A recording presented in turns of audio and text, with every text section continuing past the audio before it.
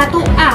Ilmu pendidikan adalah disiplin ilmu yang mempelajari gejala-gejala pendidikan dengan pendekatan ilmiah untuk memahami, menganalisis, dan mengembangkan praktik pendidikan.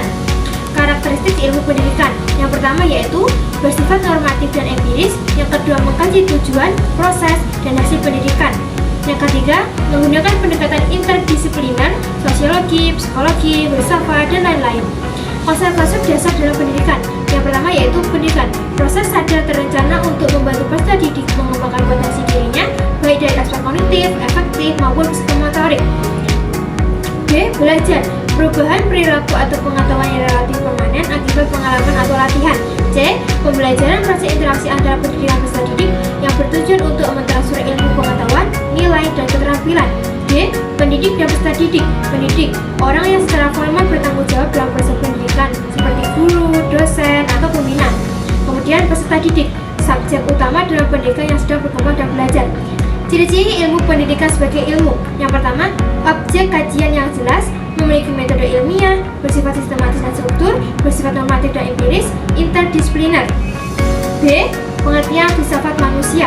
Secara etimologis, kata filsafat berasal dari bahasa Yunani philosophia dari kata philos, berarti cinta atau philia, persahabatan, tertarik kepada, dan sophos, yang berarti kebijaksanaan, pengetahuan, keterampilan, pengalaman, praktis, introspeksi, menurut Yasmin et al. Tahun 2022. Dalam bahasa Inggris adalah filosofi. Filsafat juga dapat diartikan ingin mengerti dengan mendalam atau cinta dengan kebijaksanaan. Secara harfiah, filsafat berarti cinta atau kebijaksanaan. Pengertian filsafat pendidikan. Menurut Saibani tahun 1979, filsafat pendidikan adalah aktivitas pikiran yang teratur yang menjadikan filsafat sebagai jalan untuk mengatur, menyelaraskan, dan memadukan proses pendidikan. Artinya, filsafat pendidikan dapat menjelaskan nilai-nilai dan maklumat-maklumat yang diupayakan untuk pengalaman kemanusiaan merupakan faktor yang integral. Filsafat pendidikan adalah bidang studi yang berperan penting dalam membangun sistem pendidikan yang berkualitas dan berlandaskan nilai-nilai yang kuat. C. Landasan pendidikan. Yang pertama, landasan yuridis. Landasan yuridis pendidikan adalah suatu hukum yang bersumber dari peraturan perundang-undangan yang berlaku yang dijadikan petunjuk dalam pelaksanaan pendidikan. Landasan yuridis ini bersifat ideal dan normatif bagi pihak-pihak yang terlibat dalam kegiatan penyelenggaraan pendidikan. Yang kedua yaitu landasan filosofis. Salah satu dasar utama dalam pemberian karakter pendidikan adalah filosofi pendidikan Ki Hajar Dewantara yang menekankan pentingnya pendidikan yang bersifat dari siswa, berlandaskan pada kebebasan serta menghargai kodrat alam dan zaman. Filosofi ing ngarsa sentolodo ing madya mangun karsa tutwuri handayani menunjukkan peran penting guru sebagai teladan, fasilitator, dan motivator dalam membimbing. Yang ketiga yaitu landasan sosiologis. Tujuan utama dari proses belajar adalah untuk menciptakan perubahan dalam perilaku. Proses ini melibatkan interaksi antara siswa, guru, dan berbagai sumber belajar di lingkungan yang kondusif. Dasar-dasar psikologi dalam pendidikan mencerminkan prinsip-prinsip yang bersumber dari nilai-nilai sosial yang hidup berkembang dalam masyarakat suatu negara. Nilai-nilai ini membentuk norma-norma sosial yang berfungsi sebagai dasar normatif bagi seluruh anggota masyarakat. Kemudian, yang keempat, landasan psikologis. Landasan psikologis dalam landasan pendidikan dapat mengembangkan potensi yang dimiliki setiap anak karena potensi setiap anak itu berbeda-beda, terutama bagi anak sekolah dasar. Menurut Robert Sylvester tahun 1995, bahwa setiap peserta didik memiliki desain otak. Otak setiap individu berbeda dengan individu lain, begitu juga sidik jari. Karena setiap anak memiliki potensi yang berbeda, maka untuk mengembangkan potensi tersebut harus ada orang dewasa yang mendampingi, khususnya orang tua dan guru. Yang kelima, landasan ilmiah dan teknologi. Pemanfaatan media penunjang berbasis teknologi informasi dan komunikasi sangat bergantung pada penerimaan dan kapasitas penggunanya, baik guru maupun siswa. Integrasi TIK yang terkelola secara sistematis dapat meningkatkan efektivitas dan efisiensi manajemen pendidikan. Hal ini berdampak langsung pada peningkatan kualitas lembaga pendidikan, terutama dalam pelayanan dan proses pembelajaran yang adaptif terhadap perkembangan zaman. Kemudian, saya akan menjawab yang D. Asas-asas nasional pendidikan for all. Asas nasional pertama, asas demokratis. Yang kedua, asas keadilan. Yang ketiga, asas inklusivitas. Yang keempat, asas kepastian hukum. Yang kelima, asas pendidikan. Yang keenam, asas ilmiah. Yang ketujuh, asas relevansi. Yang kedelapan, asas kemandirian. 9, asas kebudayaan. 10, asas religius. Pendidikan for all, education for all, pendidikan untuk semua adalah gerakan global yang bertujuan untuk memastikan semua anak dan orang dewasa memiliki akses pendidikan dasar yang berkualitas tanpa diskriminasi berbasis kelamin, status sosial ekonomi, etnis, atau disabilitas. Gerakan ini menekankan pada kesetaraan, inklusi, dan belajar setiap individu dengan fokus pada kelompok yang terpinggirkan dan berpenghasilan rendah. Tujuan dari Education for All yang pertama, akses dan kesetaraan, memastikan setiap anak tanpa memandang latar belakang dapat mengakses pendidikan dasar. Yang kedua, kualitas pembelajaran, meningkatkan kualitas pendidikan agar semua anak dapat belajar dan mencapai potensi mereka. Yang ketiga, inklusi, mengakomodasi keberagaman kebutuhan siswa, termasuk penyandang disabilitas, anak perempuan, dan kelompok keterpinggirkan lainnya. Yang keempat, pengurangan kemiskinan. Pendidikan menjadi alat penting untuk memutus siklus kemiskinan dan meningkatkan pembangunan ekonomi suatu negara. Kemudian yang E, etika dan profesionalisme dalam pendidikan.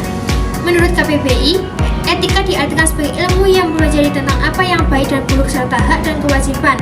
Seiring berkembangan waktu, istilah etika lebih banyak dikaitkan dengan ilmu filsafat, di mana standar penilaian baik dan buruk dasarnya pada akal manusia. Seorang guru profesional harus bertanggung jawab dalam semua tahapan pembelajaran. Guru perlu menguasai materi dengan baik dan menghitung integritas untuk menyampaikan pengetahuan yang benar. Mereka harus menghormati setiap siswa sebagai individu unik tanpa diskriminasi. Guru juga harus membangun hubungan yang harmonis dengan siswa agar suasana belajar menyenangkan. Metode pengajaran harus relevan dan interaktif, serta mendorong pengembangan karakter siswa. Guru perlu menjadi teladan yang baik dan terus mengembangkan kompetensinya. Komunikasi yang baik dengan orang tua, rekan kerja, dan masyarakat juga penting dalam mendukung pendidikan. Semua ini adalah bagian dari etika pendidikan yang profesional. Kemudian yang F, dimensi-dimensi kemanusiaan. Dalam mata kuliah pengetahuan, dimensi-dimensi kemanusiaan menuju pada aspek-aspek yang penting membentuk manusia secara utuh sebagai subjek dan objek dalam proses pendidikan.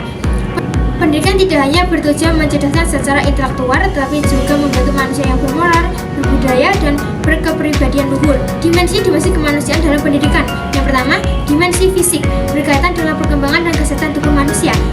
Yang kedua, dimensi intelektual atau kognitif, berkaitan dengan kemampuan berpikir, menalar, memahami, dan mengolah informasi.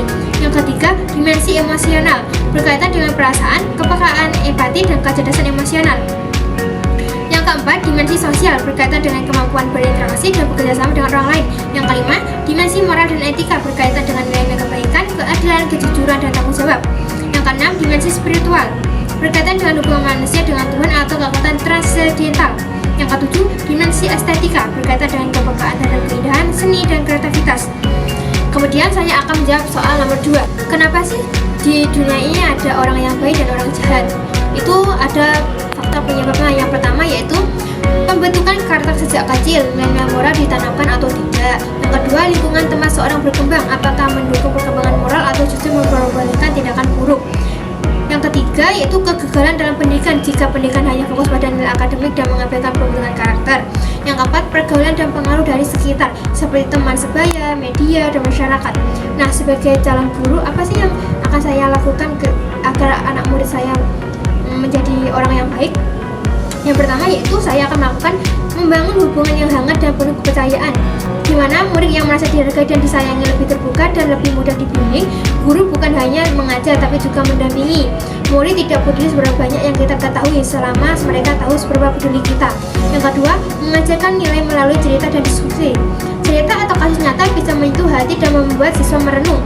Mengajak siswa berdiskusi dengan penilaian seperti apa yang seharusnya dilakukan atau apa dampaknya bagi orang lain.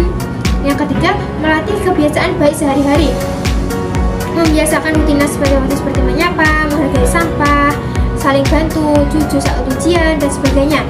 Perilaku baik diibaratkan sebagai kebiasaan, bukan hanya nasihat. Yang keempat, memberikan konsekuensi yang bermanfaat, bukan menghukum agar memalukan, tapi agar siswa menyadari kesalahan, melibatkan siswa dalam membuat aturan bersama agar mereka merasa bertanggung jawab. Yang kelima, menemukan rasa empati dan kepedulian dengan kegiatan sosial, kerja kelompok, atau proyek berlayanan, membantu siswa merasakan perasaan orang lain, bukan hanya memahami secara logika. Yang keenam, memberi kesempatan untuk memperbaiki diri, tidak langsung memberi laporan nakal kepada siswa yang berbuat salah. Setiap anak punya kemungkinan berubah jika diberi bimbingan dan pembinaan. Menjadi orang baik bukanlah proses yang instan, dibutuhkan lingkungan yang mendukung, kebiasaan yang positif, dan bimbingan yang berkelanjutan. Peran guru sangat penting dalam proses ini. Sebagai calon guru, saya percaya bahwa pendidikan tidak hanya tentang mentransfer ilmu, tetapi juga membentuk pribadi yang punya karakter, perhatian, dan tanggung jawab. Kemudian saya akan menjawab soal nomor 3. Saya melihat kejadian di SMAN 1 Cimarga sebagai pelajaran penting bagi dunia pendidikan. Sebaiknya buat kepala sekolah menerapkan disiplin dengan cara yang bijak dan tidak kasar, tidak menggunakan kekerasan dengan cara menampar. Sementara siswa juga harus belajar bertanggung jawab serta mengikuti aturan sekolah. Seperti dia kan melanggar merokok, nah itu kan dia tidak menaati aturan sekolah. Orang tua perlu menjadi mitra sekolah dalam proses pendidikan, bukan langsung mengajukan masalah ke pihak berwajib. Kedepannya, komunikasi dan pembentukan karakter siswa harus lebih diperkuat agar penyelesaian masalah di sekolah tetap berorientasi pada pendidikan yang bermartabat. Nah, itu jawaban dari ujian tengah semester mata kuliah pengantar ilmu pendidikan dari saya.